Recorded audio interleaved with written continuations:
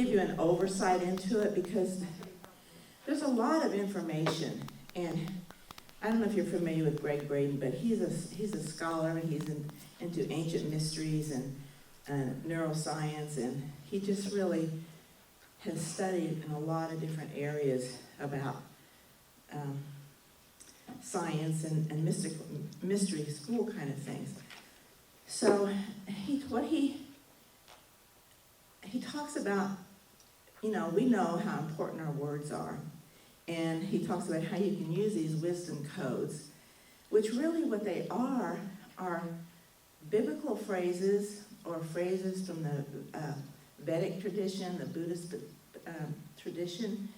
The Lord's Prayer is a wisdom code that we can use, and when you understand it from that aspect, you can see how powerful it is and how meaningful it is in your life and how you can use it when you have different situations going on.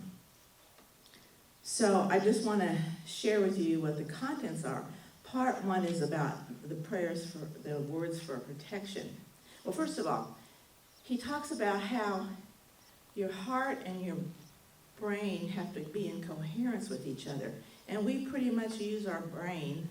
Sometimes you think maybe somebody's not using their brain, but we think, and we don't think with our heart, or we don't feel with our heart. And so he has this process where you, and this is from Heart Math Institute, where you take in a nice slow breath, and you breathe it so that it's down into your heart and coming from your heart. And you do this process so that you're in that feeling nature. And how many times have we heard Ernest Holmes say, it's the feeling, it's the fire and the passion that you speak your words that makes it powerful. Abraham Hicks talks about that in the Law of Attraction, that it's the feelings and the emotions that help attract to you what your thoughts and your words are thinking. So, so he talks about how to use, a way to use the wisdom codes is to come from your heart when you're saying these phrases. And you say them over and over. You say them in the morning, you say them at night, you say them whenever you're in a situation that you feel that you need to have support from the heavenly sources, the divine guidance, the divine wisdom. So part 1 is about protection, and the first wisdom code is Psalms 91. And I just want to, it says, he that dwelleth in the secret place of the Most High shall abide under the shadow of the Almighty. I will say of the Lord, he is my refuge and my fortress, my God, in him I will trust. And the use is protection. This code was created by the prophet Moses as he climbed Mount Sinai to shield him from unknown forces during his ascent. It's become a standard for protection that's use ranges from the challenges of everyday life to the safety of entire armies preparing for battle. So each of these codes that he talks about, if you're in that moment of you feel like you need to be protected and you're walking down a dark alley and you're scared all of a sudden, to be saying this over and over again and to say it from your heart, so then you feel that place of trust and faith and know that God is right there with you and you're protected. The second one is the Buddhist prayer of refuge.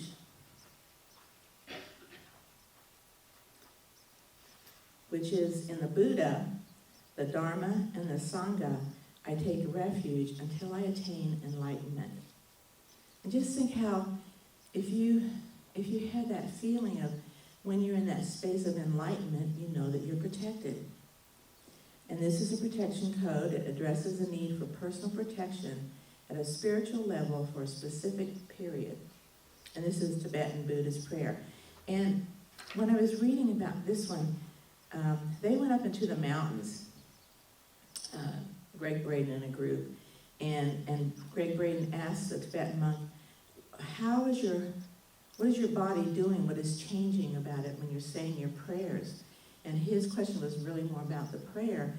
And the monk said to him, the prayer is it's the feeling part. I'm creating the feeling part in my body, and that's what's changing. That's what answering the prayer is, the feeling part. And we say in our prayers as if it's already done. We say, oh, thank you, it's already done, I've received it. So it's in that feeling nature again. And code 3 is the Lord's Prayer.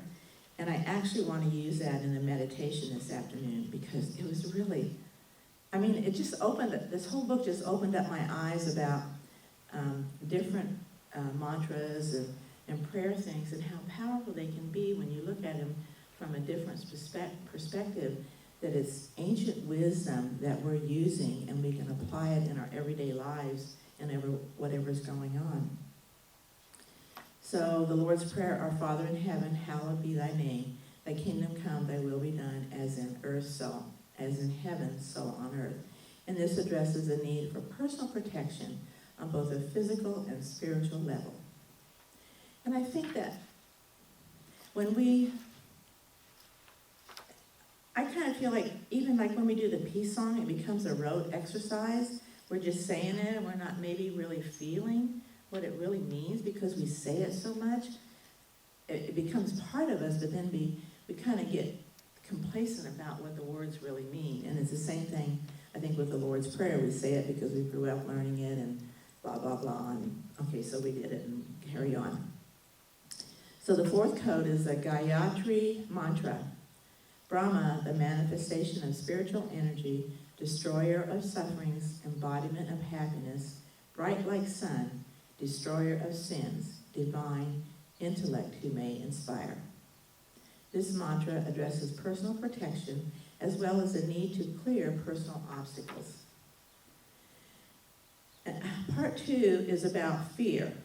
And we all have fear. A lot of fear is the unknown. We are afraid. We don't know what's going to happen after we die or when we die. Wisdom Code 5 is the Katha Upanishad. I've got to kind of hurry through these because of my time.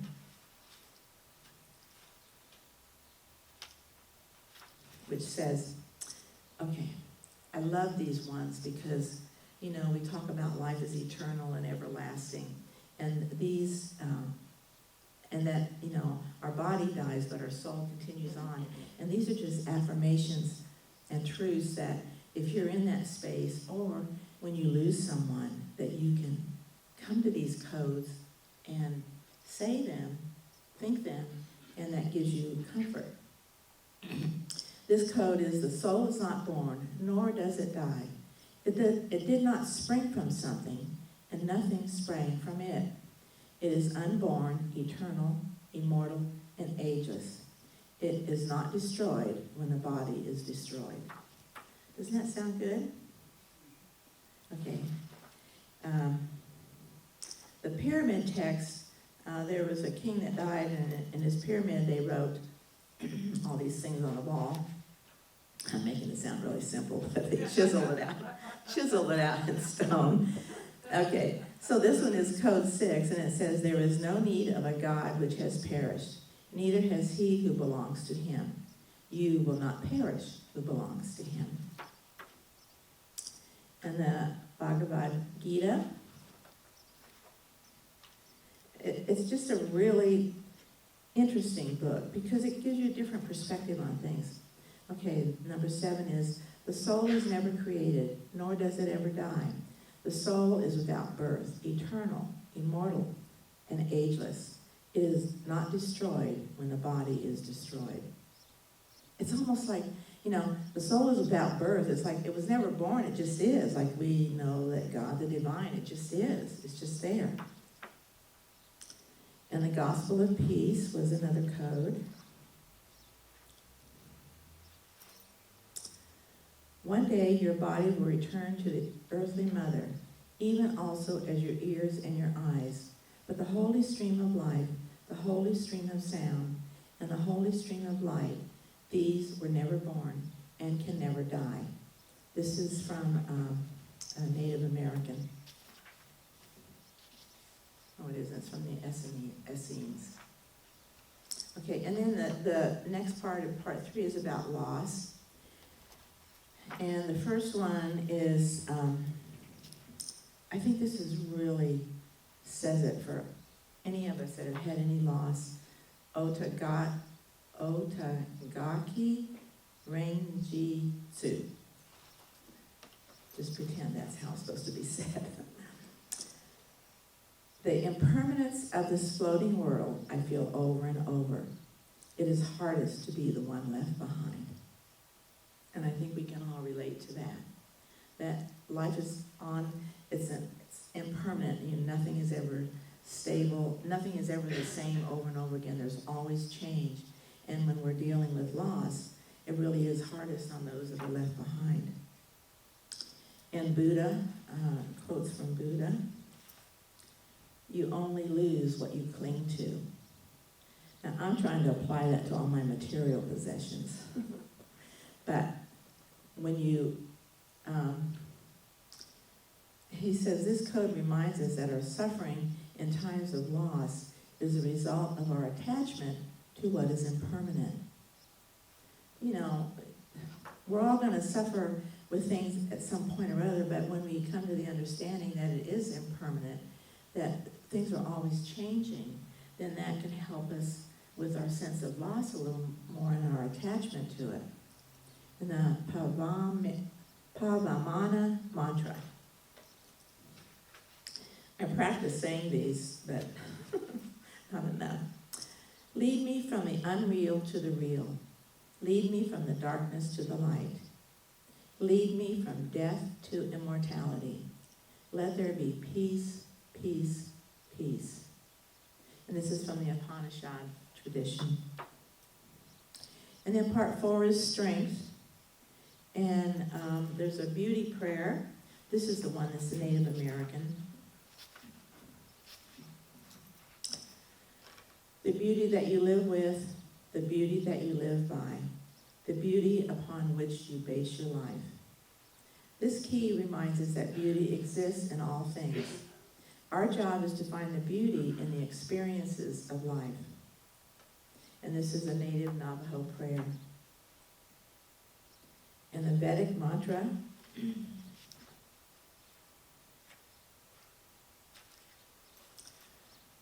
Om Namah Shivaya. Om Namah Shivaya. This is a code of a traditional Hindu mantra that awakens our self-confidence to find strength and purpose in life when you say that over and over again. And then Psalms 23 is, the Lord is my shepherd, I lack nothing. He makes me lie down in green pastures. He leads me beside quiet waters. He refreshes my soul. He guides me along the right path for his name's sake. And these words have endured through the centuries as a source of strength and comfort in times of loss, grief, and need. And then the last one is love.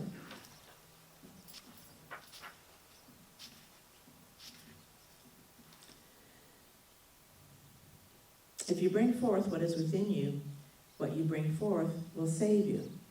If you do not bring forth what is within you, what you do not bring forth will destroy you. It's a reminder that we harbor a force within us whose expression has the power to heal us, yet whose repression has the power to destroy us. And this is in alignment with Ernest Holmes' teaching. What we think and what we say is what is attracted to us. And then he has the power codes. There's 2 power codes.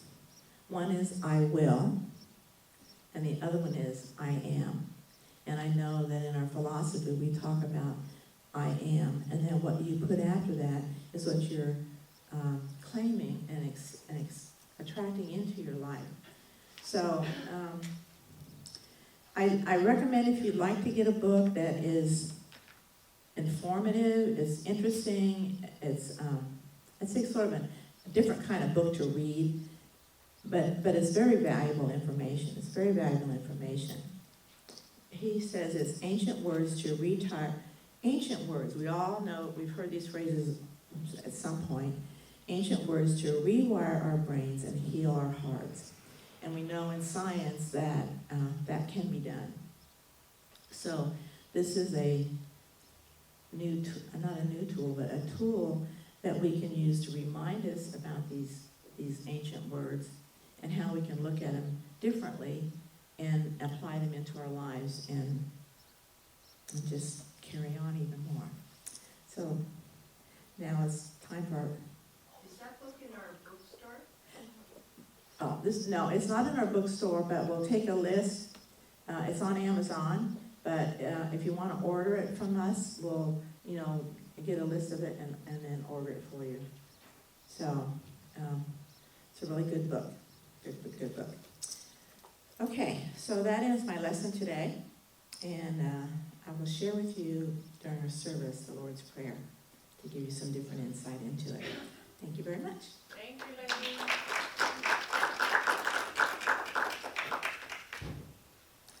Okay, so now I guess we'll do just a little prayer to help start our day from where we've been and here we are and where we're going to go. So I invite you just to take a moment to take in that nice breath. And as you're breathing in that breath, and feel that breath going down into your heart. And as you release it, let it come up from your heart and out. And so we know and we claim that right here, right now, there is only the divine, only God, only the force, the universe, whatever you want to name it. It is good, absolutely good. And God is present right here, right now, through each one of us. Those that walk through our doors, those that are out in the community, out into the world. Every individual soul is a speck of God. It is absolutely divine, it is powerful, it is love, and it is good. And so I'm grateful for this moment here, right now. Just grateful to be, as I know each one of us with our breath, we are grateful for that breath. We are grateful for that heartbeat. We are grateful to be open and receptive, to be open to possibilities, and to accept all of life's good and all of life's grandness. And absolutely in gratitude for knowing this, I release these words into that amazing, magnificent, creative law. That law that says yes, yes, yes to our claims. And so it is.